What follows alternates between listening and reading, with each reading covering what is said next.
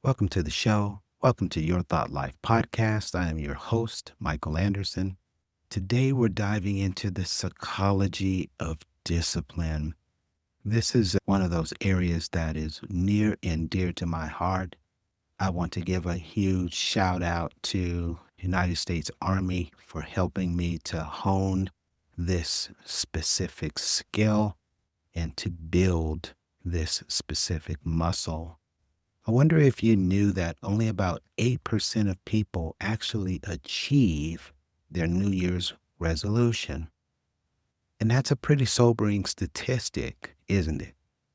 We often start with the best of intentions, but somewhere along the line, discipline seems to slip away, literally right from underneath our fingers.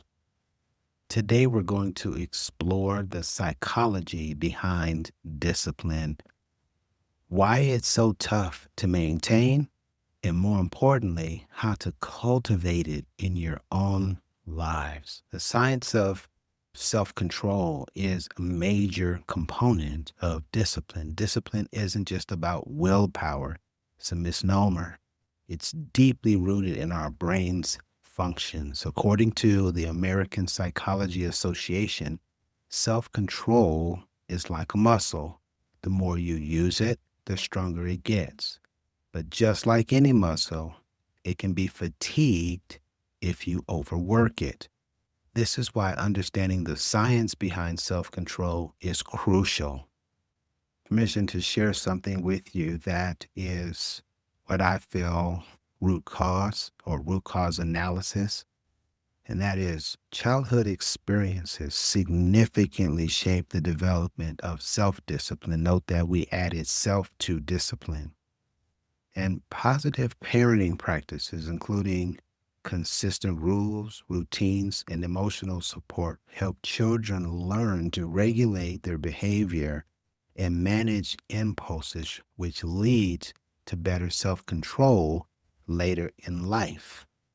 If you didn't have that growing up and you find yourself in a space where you struggle with discipline or self discipline, now you have a basis that you can use to go back in time and understand what you went through and start to reframe that narrative so that you can break free from that and spring forth with a newness of life that can carry you or take you to where you want to go in a place or in a state where self-discipline is now a component of what you do. There is a converse to this, and I should share this.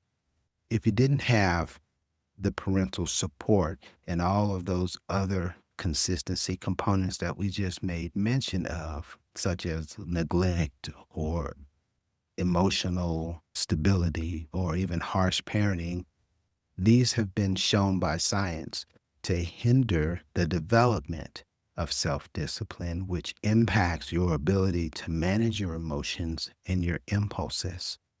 When you can't self-manage, there's that self word again. If we can't self-manage your emotions and your impulses, you are not one who can say that they have self-discipline. Without self-discipline, it is very difficult for you to set a goal, remain steadfast to the goal, and in the execution phase, and be able to look back and cherish, appreciate, celebrate what you have done. There's a good likelihood that without self-discipline, you won't be able to move through life in the way that you need to accomplish those things that are more difficult. This childhood component is an area that you have to go back and do real work to unravel, to unpack, and to heal so that you can emerge in such a way that you can begin to utilize the tenets of self-discipline that I'm going to share with you at this time.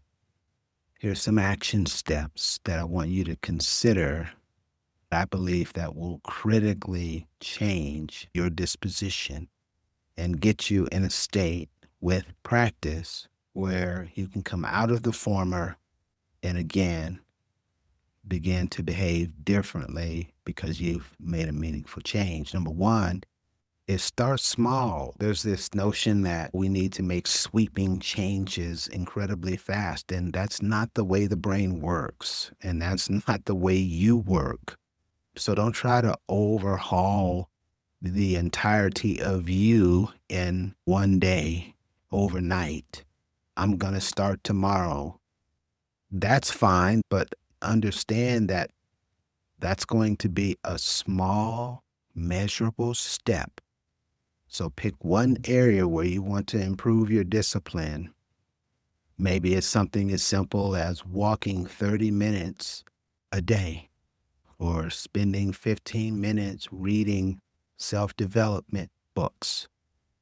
Something small that you can literally have the opportunity to do well in, to build momentum, to create a set of circumstances that tells your entire being, we can do and execute from a position of self-discipline. Number two, I want you to begin thinking about, and you may have to do a writing assignment, but understand your why.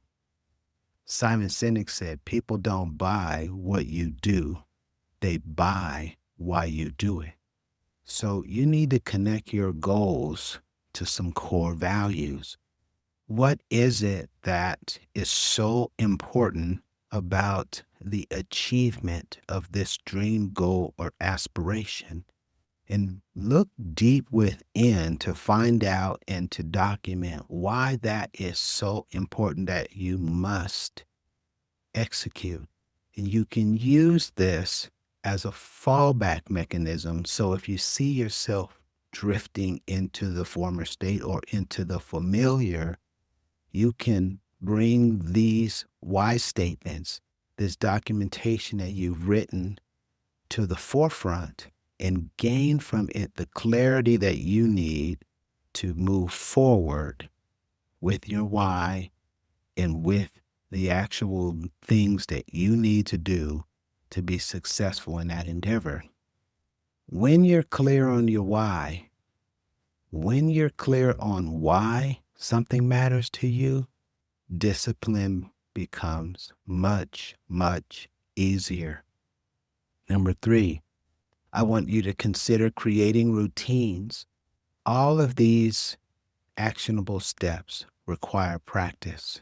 It's important that you know that you begin doing these things immediately. So when the time comes, you have committed them to memory with practice, with repetition. So when the hour arises where you need to come up another level and showcase your net new ability to deal with discipline, you're able to do so because of the abundance of practice. It's not enough to just hear this. We have to be doers of the word. Now back to what I was saying. Create a routine. Your brain loves predictability. Establishing a daily routine that supports your goals will get your mindset in a space where it's just now, because of time, what you do. And that predictability that the brain craves, you can use that too as momentum to keep you on the beaten path. Maybe it includes setting specific times to work for a specific duration, establishing an exercise regimen, a time that you recharge your batteries, do something that makes you feel good. Think relaxation, recovery. All of these things are necessary for self-care and also help you in this pursuit to establish self-discipline. I want you to think about number four, which is probably very, very tough for many, and that is to minimize temptations. Out of sight, out of mind is real. So what we need to do here is reduce our exposure to things that derail us from being disciplined. And You know what these are for you, the things that emerge, that come up, that sort of spring forth as a part of us just being and doing life that tend to knock you off track. So analyze within, go deep, and determine what are those temptations that sometimes will throw you off track, and just mitigate them as best as you can. And finally, practice some self compassion. I cannot tell you how long it took me to make real this specific principle. For the longest period, and if you've been around the show for the past 3 years, we've been online, you will have heard me say this, but I used to be my absolute toughest critic, my worst critic. I would put myself through the ringer. And I'm here to tell you that that is not a good model.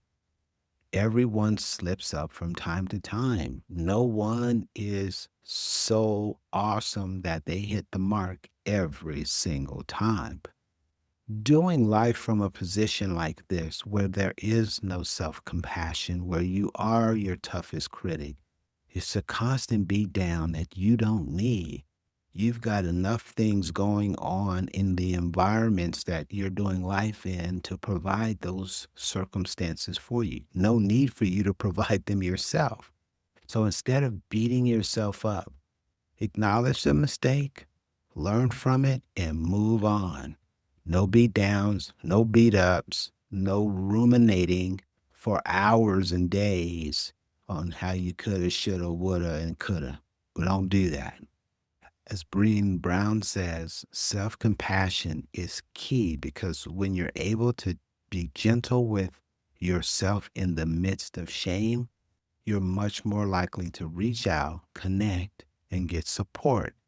The big idea here is be kind to yourself. And if you can't do that in and of yourself, reach out to me and I'm happy to support you with this specific initiative. These are 5 things that you can deploy right away to help you with discipline and self discipline. Discipline is said to not be about doing, but rather to be about believing. There's a study that was published in the Journal of Personality and Social Psychology, and it found that people with the growth mindset are more likely to persevere through challenge. If you have a growth mindset, you believe and feel that you can do it. You are capable. You can learn what you don't know. This is very instrumental in the development of discipline. Believe that your abilities can be developed through dedication and hard work. You can do it. I know you can do it because you're listening to this podcast. Remember that discipline is a journey, not a destination. I want you and have asked you to consider making small steps consistently and then aligning those with your values and goals. And I have to make this note, which is you're not aiming for perfection. You're aiming for progress, consistent progress. I want to thank you for joining us today, and do consider leaving us a rating and a review. We certainly appreciate all the time that you spend with me and this show. Feel free to connect with us on Linktree. The link is available in the show notes. I like to remind you as often as I can, you are enough. You can do it, and you are uniquely equipped to realize your goals. Until next time, keep on practicing your self-discipline.